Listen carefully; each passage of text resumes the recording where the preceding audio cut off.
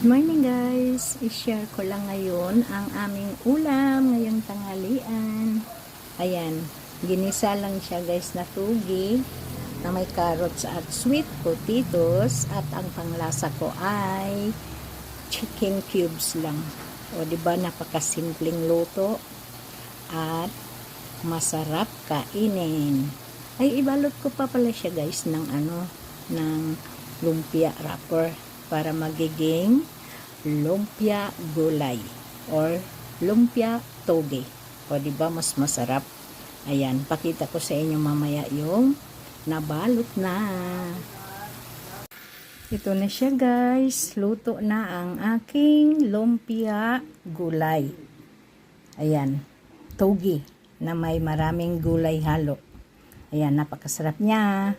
Ito na ang tanghalian namin. Ginawaan ko lang siya ng sausawan ng